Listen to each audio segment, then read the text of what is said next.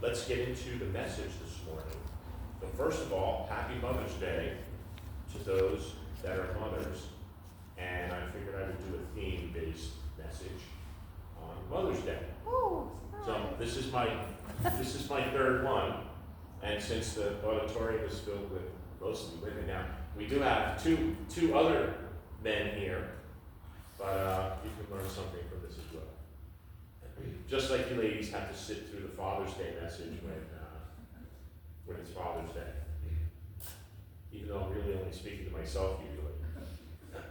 So, the title of the message this morning is How the World Messes Up the Role of the Mother from a Biblical Perspective.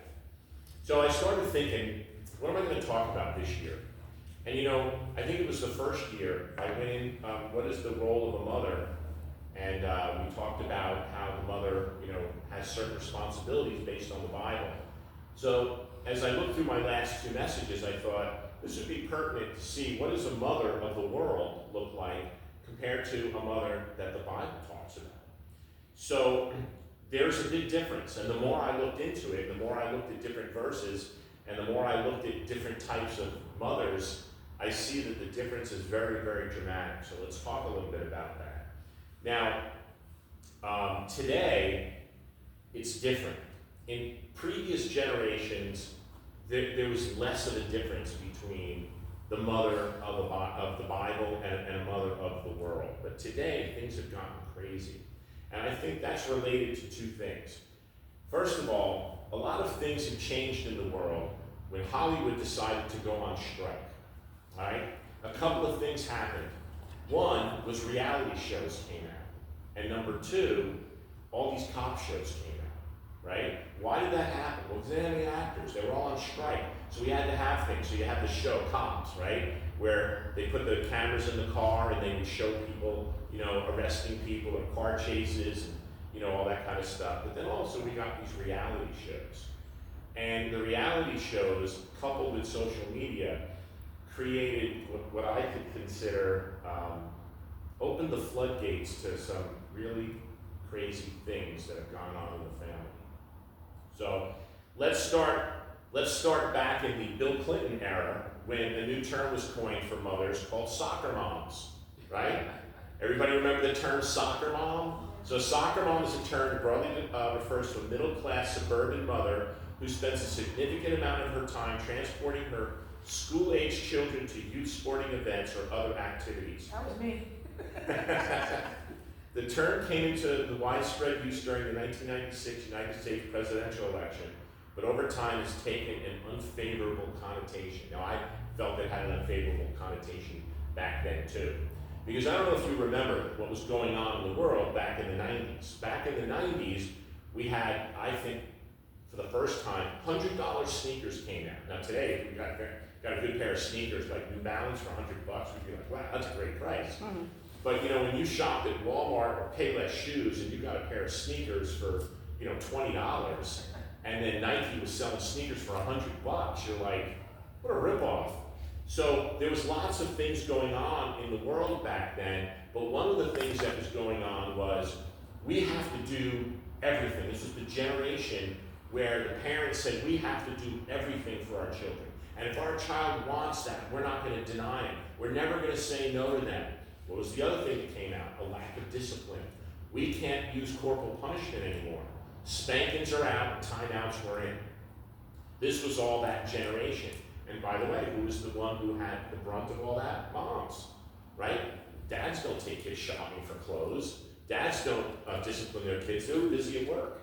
So this was the moms who did this. So the soccer moms became the epitome of what moms became in the 90s, and that lasted all the way up to today. Now it's even worse today. What's another term? Helicopter moms, right? This is a more modern one. So a helicopter mom is a parent who's overly involved and protective of their child, often closely monitoring their activities and decisions. This parenting style can limit a child's independence and ability to learn from their own experiences.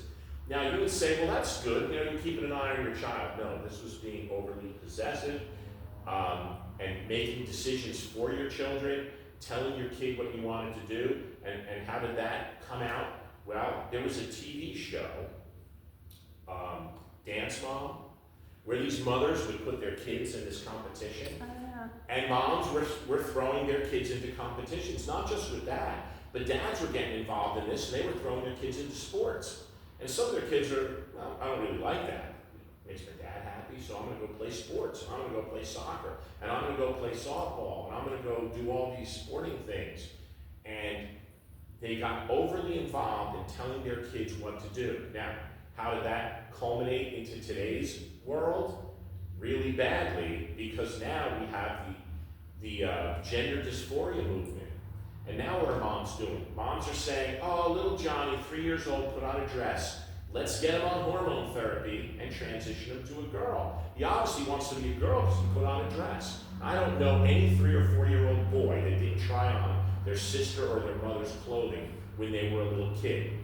Women's clothing is cool to a little boy. It's like, wow, look at all that. What do we have? Pants and a shirt. But look what they have. They have all this cool stuff. How about the high heel shoes, right?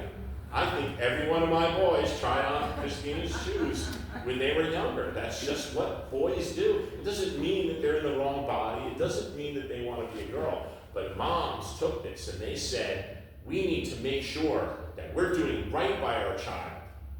They also looked at it a little bit differently in some cases. We'll get to that in a minute. All right?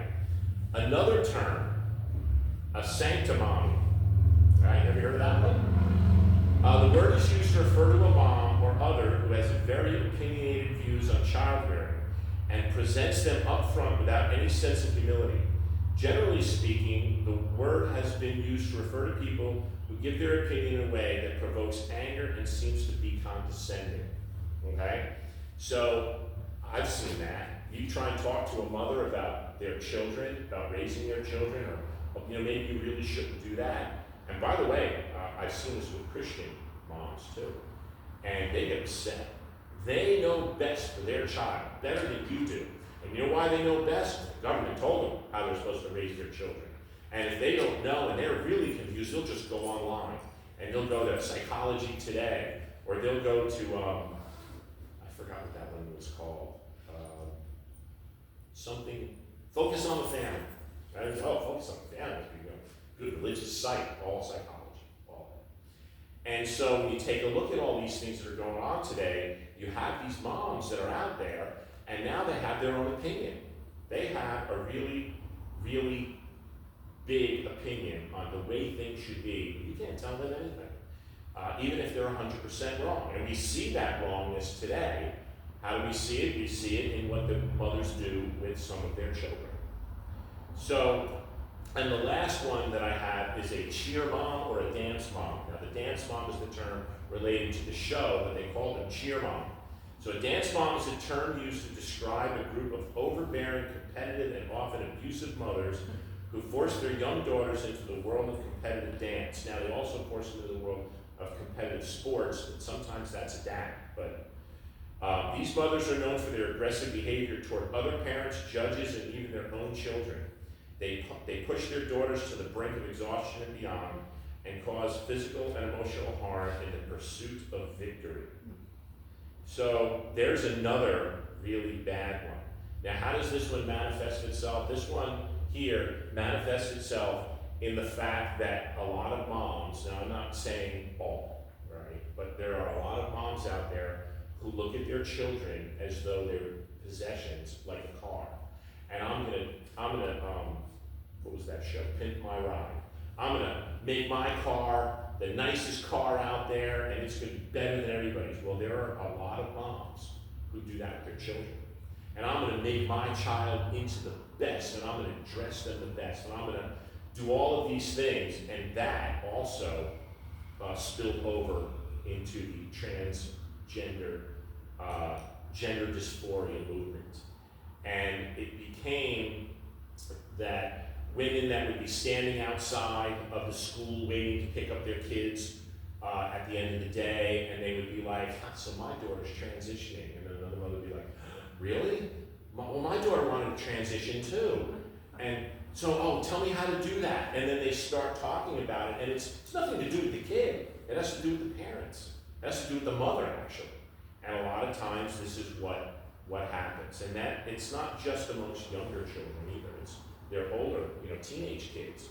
When you're going through, your teen years, I was a teenager once, we were all teenagers once. We remember how difficult life could have been at some points. Fortunately for people like us, since we're in a different generation, when we were growing up, we didn't have to worry about gender dysphoria,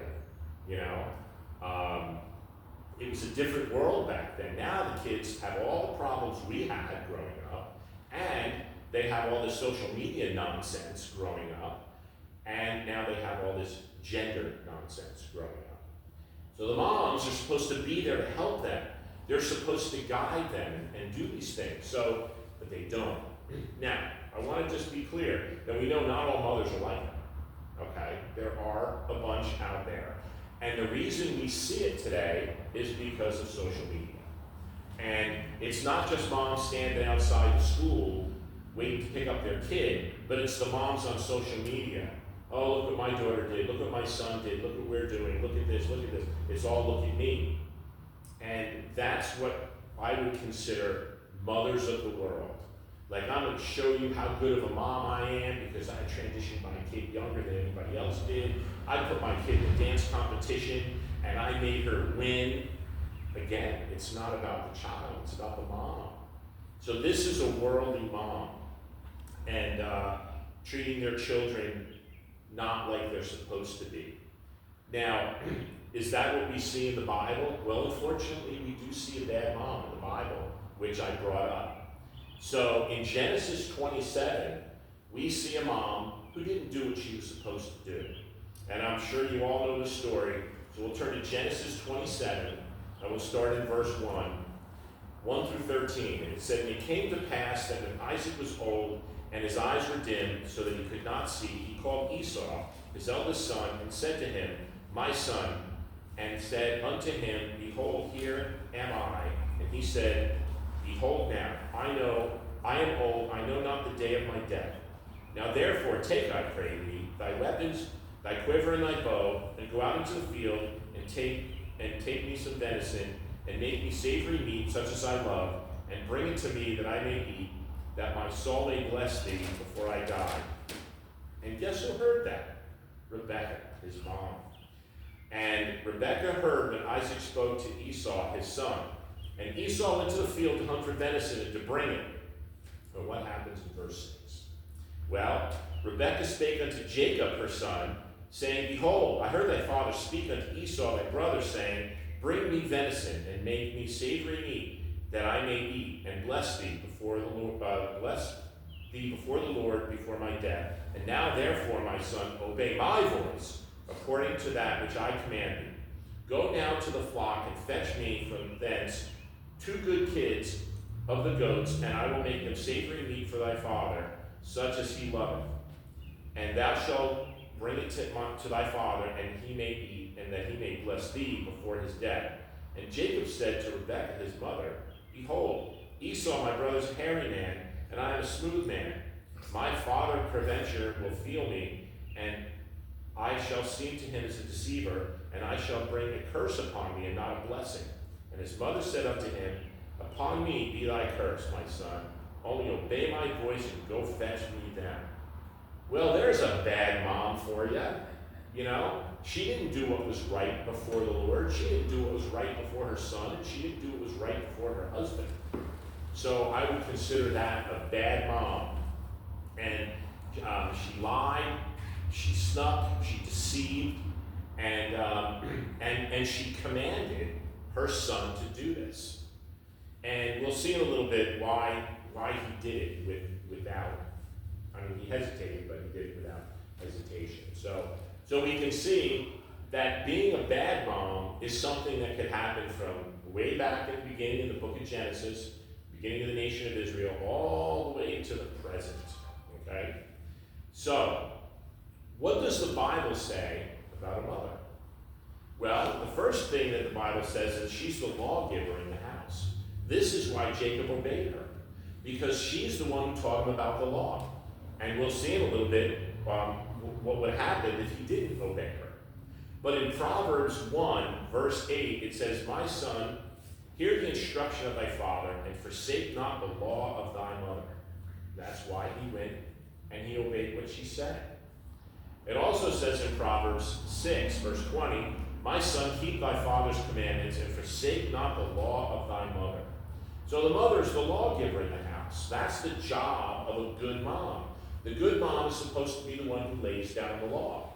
Now, in order to lay down the law, you have to know what the law is. And that's what distinguishes a good mom from a bad mom. Because a good mom will know what the law is. A good mom will know that it's wrong to lie. A good mom will know that it's wrong to deceive people to get your way. Okay? Whereas a bad mom will do all of these things. They'll push their kids too hard to do things because that's what they want. And that's what we saw here with Rebecca. We saw that Rebecca pushed because she wanted something. Now, you can say, well, she wanted it for her child. It doesn't really make a difference. She pushed in the wrong way. So, as a lawgiver, she wasn't, well, I'm sure she was fully aware of the law. And I'm sure she was fully aware of what she did because she says, the last verse says, "Upon me be thy curse." So if you think you're going to get a curse, I'll take the curse. So she didn't care. So a good mom would know the law and would administer the law into her house. Okay? What else is a mom? A biblical mom is a teacher. It says in Proverbs 31, verse 1, the words of King Lemuel, the prophecy that his mother taught him. The moms teach their kids. You know, Dad was always out in the field back in the days of the Bible. Dad was out working and doing his thing. Mom was the one who was home teaching the children. And by the way, that was the case all the way up until the public school system became kind of mandatory in our country. So from the beginning of time, practically until the modern era, the moms were the ones that were at home teaching their children.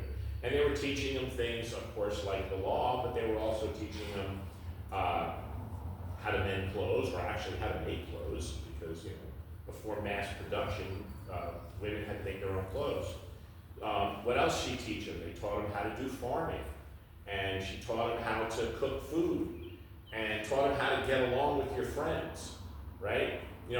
One of the shows that we've always liked when we were growing up was Little House on the Prairie. There was always lessons in that show about how the kids learned things that were going on in life.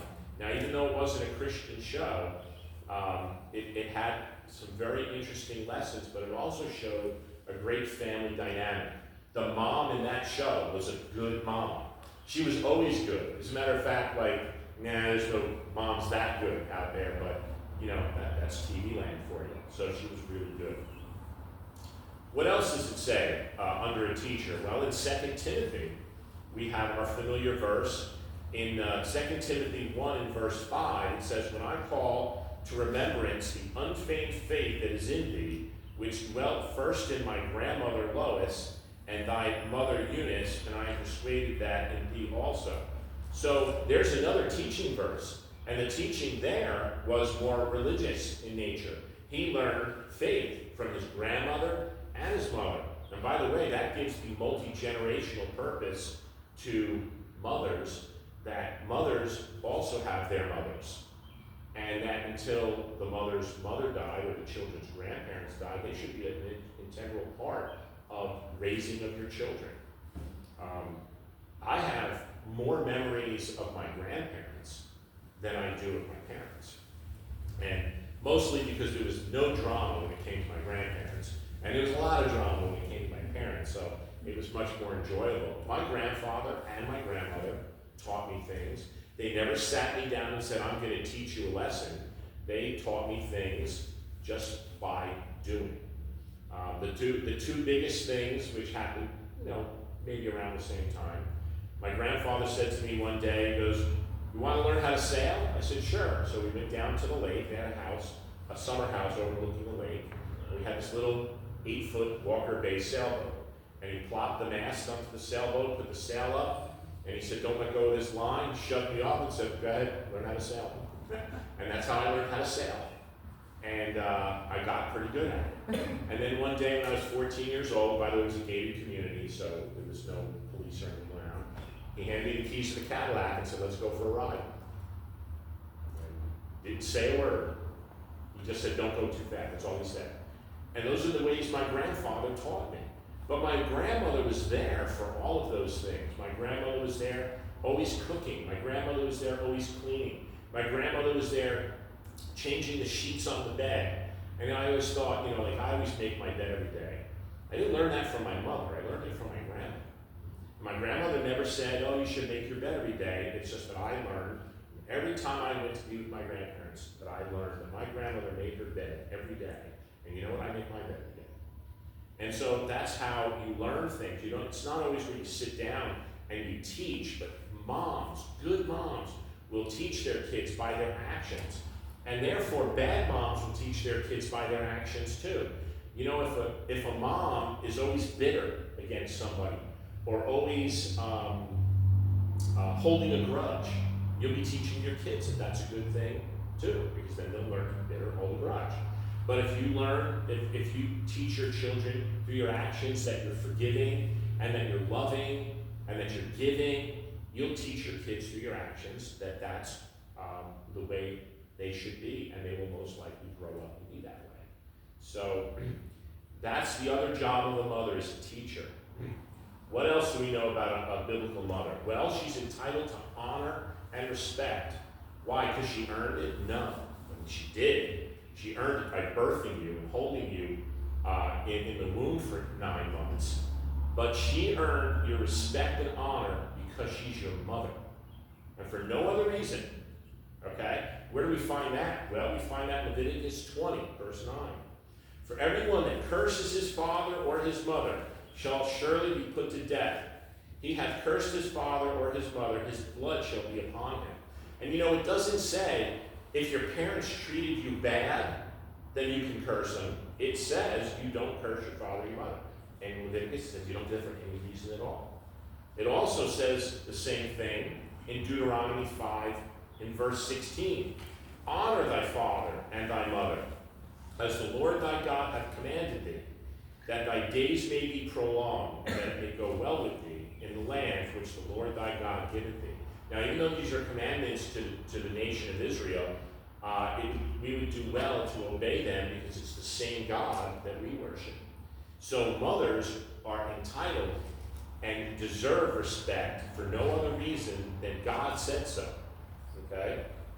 Now, Matthew takes that again.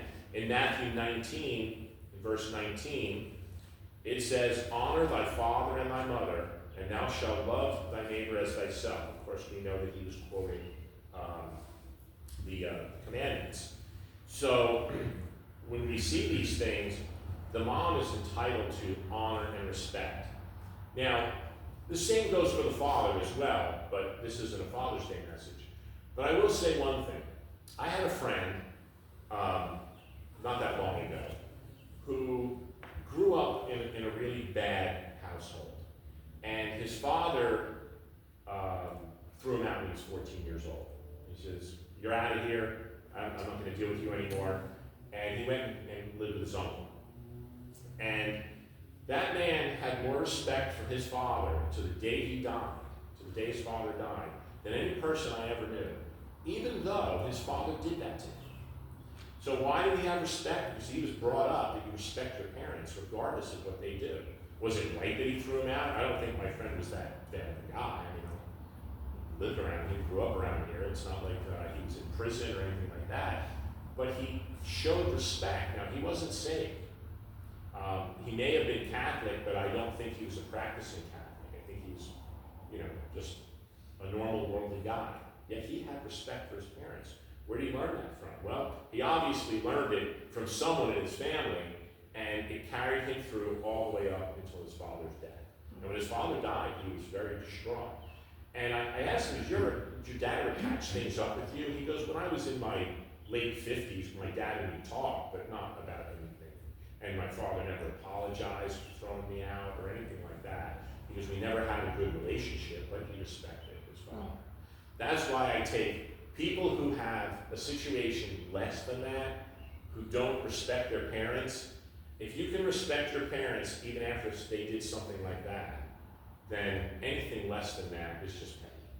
So you should respect and honor your mother because she's your mother. And the last one after that is Ephesians 6, verse 2. Honor thy father and thy mother, which is the first commandment with promise. So you can see that the mom is due honor and respect. And I would dare say that even a mom who fits the criteria of a bad mom is still due honor and respect. Now, the mom should probably smart herself up first, but that's, that's between her and the Lord. Sometimes you can't fix stupid, okay? We'll just leave it at that. You just can't always fix it. But we can see today that there's a huge contrast between a mom of the world and a mom of the Bible. And that a mom of the Bible is what I think all young women who aren't mothers yet should strive to become. And those who are in child-rearing years, they should strive to make sure that they are doing the biblical things when it comes to their children. And, part of that is educating yourself. We have an example in Proverbs 31 of what a woman can do and what a woman can look like. So why don't we turn to Proverbs 31 and we'll read these things, because I think it's really important that there are a lot of times when people will say, well, women, they can't do all these things, and that they're not supposed to be out doing certain things, but I don't find that in the Bible. So since a mom is always a woman, I think that this applies. So in Proverbs 31, starting in verse 10, it says, who can find a virtuous woman? For her price is far above rubies. The heart of her husband does safely trust in her, so that he will have no need of spoil. She will do him good and not evil all the days of her life. She seeketh wool and flax, and worketh diligently with her hands. And notice, the man's not involved in this. She's doing it. She's seeking wool and flax, and worketh diligently with her hands. She is like the merchant ship that brings her food from afar, which to me says that she does all the planning of the meals, right? She does all the cooking. She makes sure that the house is stocked with enough food and all the other stuff needed to cook a proper meal. She seeketh wool and flax. Wrong one. She rises also while it is yet night, and giveth meat to her household and a portion to her maidens. Now, I don't take that literally. It means you can stay up late and prepare your food if you don't like getting up early. So don't think that a good, virtuous woman has to get up early. They can stay up late. We're not morning people. She considereth the field, and by it, with the fruit of her hands, she planteth the vineyard. So women can go buy things. She can buy property. She can buy a business. She can run a business. This is what a good mom would look like too, because they all start off in the same place, right? She girdeth her loins with strength, and strengthened her arms. She perceived that her merchandise is good. Her camel goeth not out by night. She layeth her hand to the spindle, and her hand holds the distaff. She stretches out her hand to the poor. Yea, she reaches forth her hand to the needy. So not only is a virtuous woman taking care of her household, but she's also out giving to the poor and helping the poor out. And she, when you look at the verse that was before that says she perceived her merchandise as good, seems to me like this woman has a business, probably some kind of home-based business, and she's up making things and selling them. Nothing wrong with that. There's nothing wrong with a woman entrepreneur. All right? She is not afraid of the snow for her household, for all her household are clothed with scarlet. Now, that obviously has the connotation that not only is she the wife, but she's also a mother, because she has a household that she's taking care of, right? And they're clothed with scarlet. She maketh herself coverings of tapestry. Her clothing is silk and purple. right? So when you take a look at these things of what a virtuous woman is, this is what a good mom is. So now the mom is out teaching her children how to behave properly in public, how to build a business, how to cook a meal, how to sew clothing, in our case, how to fix a car, right? Now, mom's not going to teach her that, but dad will get out there and show her how to fix a car. But these things are all being taught in the household, and most of it's being taught by the mom. Showing her how to bake, showing her how to clean properly. You know, sometimes that you gotta do the ugly task as well as the good task too. And then finally, it says, her husband is known in the gates when he sitteth among the elders of the land. She maketh fine linen and selleth, and delivereth girdles unto the merchants. Strength and honor are her clothing, and she shall rejoice in time to come. She opened her mouth with wisdom. Okay? So therefore, a good mom, a good biblical mom, is going to have wisdom, which means she's going to be smart. Okay? She looketh well to the ways of her household, and eateth not the bread of idleness. Her children arise up and call her blessed. So obviously she's a mom, right? Her husband also. And he praiseth her. So we can see that in the Bible, there's not many things that a woman can't do. There's not many things that a mom can't do. And that's what makes a biblical mom different. Now, what's the worldly mom? What would she do in this situation? She would put her career before her family, right? We know there's been a lot of times when, you know, women say, well, I want to have a family, but I want to have a career. So what I'll do is I'll have a kid, and then I'll have a nanny or whatever, raise the kid. Now, that's not a good mom. There are plenty of things that a mother could do in a home-based business, or even, you know, running a regular business, being able to raise her family at the same time. But you got to be smart. And that's what the Bible says.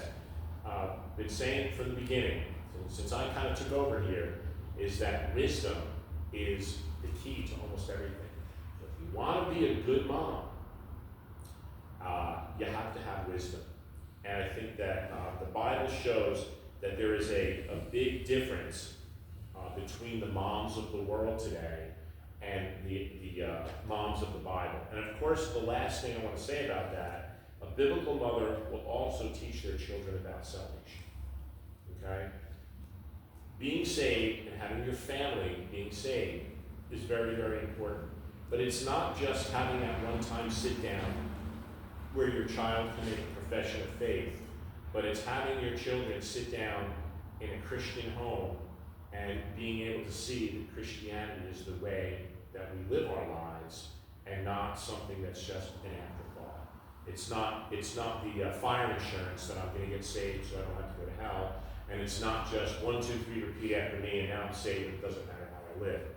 A good mom will continue to impart wisdom to her children all the way up into the end. It doesn't matter if they're older children, because now you get to be a grandmother. And like I said, the grandmother should always be part of that too. So not only is it Happy Mother's Day, but it's also Happy Grandmother's Day. And for those families that are lucky enough, it could be Happy Great Grandparents' Day as well. So I hope you learned something about mothers. I did. I learned a couple of new terms in doing this one. But let me close in a word of prayer. Father, thank you